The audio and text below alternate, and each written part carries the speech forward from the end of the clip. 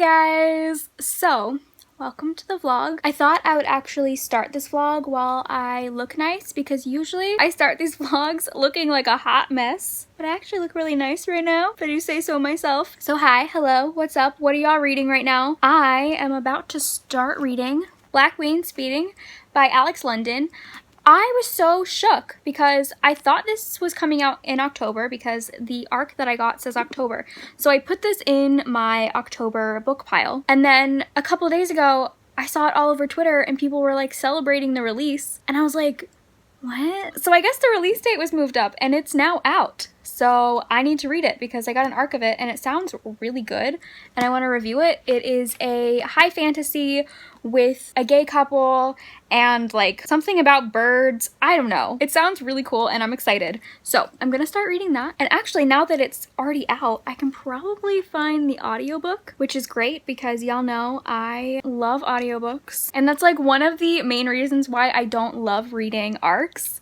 Because I can't listen to the audiobook when I do that. So yeah, I actually just filmed a bunch of videos and I'm gonna start editing them right now actually, and then I will jump into this. Good morning guys. So I didn't read anything last night, but I did edit all my videos, which took forever. I was editing for like 6 hours. It was probably more than that actually, because I stayed up until like 3 a.m. to finish editing all my videos. It took forever. And then I couldn't sleep because last night, like in between editing, I took a break and I watched Hereditary and I really liked it. It wasn't scary, but it was super unsettling and really dark. And I definitely will never be able to hear that tongue clicking noise again without feeling creeped out. No, they ruined that noise for me now. Oh, why is my chest red? Dude. You just see Loki's paw. Ow! Chill! Okay, I'm getting up. Well, now he's just like totally made my whole chest red. Awesome. Thank you. So it's actually a really good thing that I got all my videos edited last night because now today's Saturday and I can just stay in bed and start reading. I'm really excited. I'm gonna start this right now. I was able to find the audiobook, so I'm going to listen to it while I'm reading the physical book. Okay, so I'm taking a quick break from editing some videos and I was watching this video that Read with Cindy did about Booktube and consumerism, and I kind of want to just talk about it for a second because this topic isn't anything new. It's something that has been discussed a lot. There's been a lot of like videos made about consumerism and Booktube. One topic though that I want to touch on that Cindy brought up was that I think the worst part of this whole discussion is that there are people who think owning a lot of books and having beautiful bookshelves is a requirement to being a booktuber, and it's not. Which is actually one of the reasons why, if you look at my channel, I very rarely film in front of my bookshelves. A couple years ago, I filmed all my videos in front of my bookshelves, and I would frequently get comments from people saying, I wish I could buy as many books as you, I wish I owned as many books as you, and I would also get comments that just like, these specific comments broke my heart, and it was people saying, I want to be a booktuber, but I don't have bookshelves like you. Those comments just always made me feel really sad, and so because of that, I stopped filming my videos in front of my bookshelves. Sometimes you can still see them, you can see like the corner of them or like parts of my bookshelves. I would hate the idea that someone watches my videos and thinks I can't be a booktuber because I don't own this many books. Because that's not the case. Like I know sometimes it can get hard and frustrating, especially when you see all the bigger channels are people that own a lot of books. Now if you do film your videos in front of all your bookshelves, that is totally fine. I don't want to like make anyone feel bad for doing that. So yeah, I'm gonna link Cindy's video down below. You should definitely watch her video. And you should also subscribe to her because she is so funny. Like, she is able to be very critical and analytical about books whilst also being super funny. I'm very envious of that. So definitely check out her channel and watch her video. So yeah, I guess this was just my little PSA that all you need to start a booktube channel is a passion for books and probably some way to film yourself.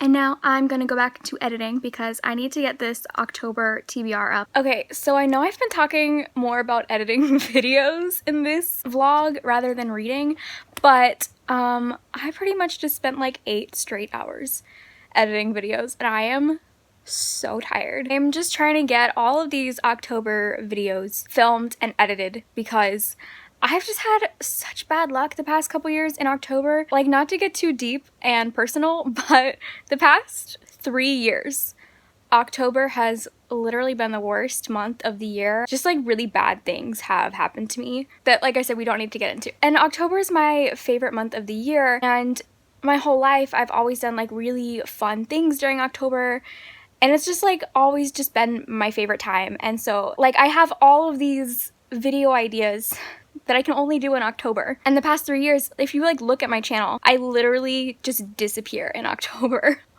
Like, I went back and looked, and it's like I just completely vanish from my channel in October. So I want to get all these videos done just in case something happens. I don't think anything will. Whatever curse I was under, I think it comes in threes. So 3 Octobers were completely horrible, and now I should be fine, right? Let's hope. But since this is a reading vlog, let's talk about what I'm reading. I'm on page 80. There's a really complex and interesting sibling dynamic between a brother and sister who don't have the best relationship. They're kind of competitive with each other, and I think there's a lot of like animosity between them because of stuff that happened in the past that I don't really know about yet, but so far it's really good. And this world, oh hello water bottle, and this world is super interesting. It's just super interesting. Ooh, looks like my makeup rubbed off my nose.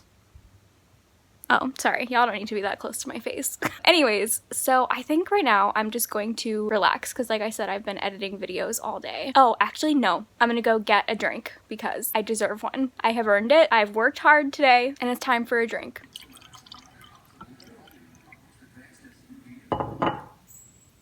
Ooh, this is not the best lighting. Hey guys, so I am currently rereading Vicious by V.E. Schwab, and oh my god, I can't even explain how much I am loving this book right now.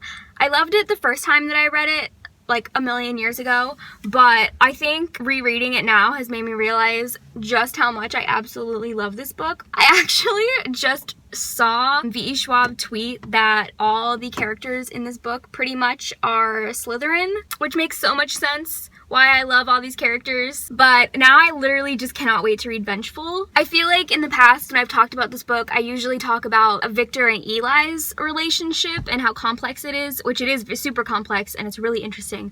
But right now I'm finding myself so much more interested in the relationship between Victor, Mitch, and Sydney. They're just like such a random crew. Like, Victor is this super villain. Mitch is like this super buff, tattooed prison dude, and then Sydney is like this 13-year-old girl who's just so pure and precious. And then also her dog, her giant dog. They're just such a random crew, but they're so amazing and I love them. And I feel like when people talk about the book, they don't mention how amazing this crew is. They're just so cool. Okay, I just wanted to talk about that really quick, but we're gonna get out of here because this lighting is horrible. Y'all, I'm so irritated right now. Basically, this guy decided that for his first Booktube video, he was going to completely trash the entire community, because that's a good idea. If your reason for starting a Booktube channel is because you are angry that when you scrolled through Booktube, all you saw was women in their 20s with their faces caked in makeup, maybe you should reconsider. Also, this guy, he was doing a Booktube newbie tag. Literally, in the video, in his Booktube newbie tag, he was shitting on tags. This isn't even new. Like, wasn't this a conversation a couple years ago? I thought we've all learned women can wear makeup and be intelligent at the same time. I know, crazy idea, right? Ugh, I'm just so over it. I thought I was finished, but apparently I'm not.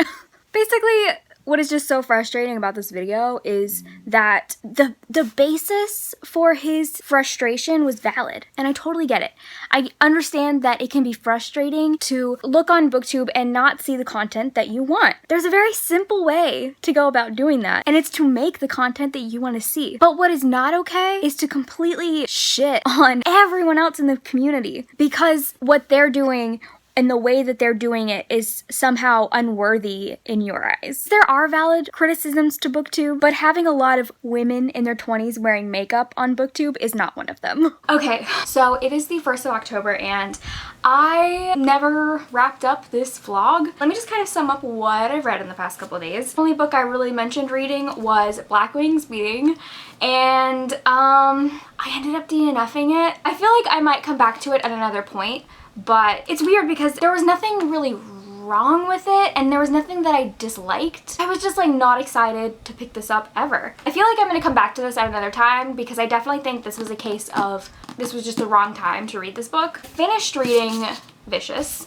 I started rereading it and I just love this book so much. I am, however, having a dilemma because I have the original cover of Vicious and then this cover was sent to me by Tor, but then there's also the UK covers that are just so beautiful, and they're just like the prettiest covers I've ever seen in my life. So basically what I'm trying to figure out is what edition of Vengeful I want to buy. Do I want to buy the one that matches this, or do I want to buy the UK one and also get the UK copy of Vicious? Because in my mind, I'm kind of justifying it by, I would have had to buy another copy of Vicious anyways if I wanted them to match, because the original copy that I own is never getting a matching cover. And since this was sent to me for free, I feel like I can, in good conscience, buy the UK Vicious. But is that too extra? Like, am I being crazy? Should I just get the Vengeful copy that matches this? We'll see what ends up happening. I feel like I'm gonna buy the UK ones. If I do that, I would get rid of, well, no, I would keep my original one because it's signed and personalized to me, but I would probably get rid of this one. I also read Mirage. I was very hesitant to read this because pretty much all the young adult fantasy debuts I've read this year, I have not liked. I was very nervous going into this. This is a Moroccan-inspired, it says it's sci-fi, but I definitely think it's more fantasy. It's definitely a little bit sci-fi because there are like robots and stuff, but it feels super fantasy. Basically, it's about the main character, and at the beginning of the book, she gets taken from her family, taken to the royal palace, because it turns out that she looks exactly like the princess who everyone hates because she's very cruel and brutal, and there's been a lot of like threats on her life. So the main character is being forced to act as a body double for the princess. I really liked this. My favorite part of this book was the character of the princess. She's just like such an interesting and complex character. I loved how her and the main character are so different from each other, but when they were together, they like genuinely made each other better. I just loved it so much. Where I didn't like it is the exact same problem I've been having with all the YA fantasy this year, and that was the romance sucked. It was so insta-lovey. I don't have a problem with insta-love that much because I feel like people confuse insta-lust with insta-love. And I totally think insta-lust, it's real. It's totally real. And I think that is what happens in young adult a lot, is that like the two characters meet and they're like, man, I want to bang. But this was 100% insta-love. Like a couple days after meeting, they're dropping the L word. I wasn't into it. The ending killed me. Like I knew it was coming and I was still super upset about it. I think I ended up giving this 4 stars. It was definitely one of the better young adult debuts I've read this year. So that's gonna be it for this vlog. Usually when I'm filming my vlogs, I will edit it as I go, so I kind of know like how long my vlog is gonna be and what the flow of the content is gonna be, but I haven't looked at any of the footage I've taken for this one, so I have no idea how this is going to turn out. I hope it's fine. We shall see, but I kind of have to end it now because I want to start my October vlog today. Thank you guys for watching, and I will see you in my next video. Bye!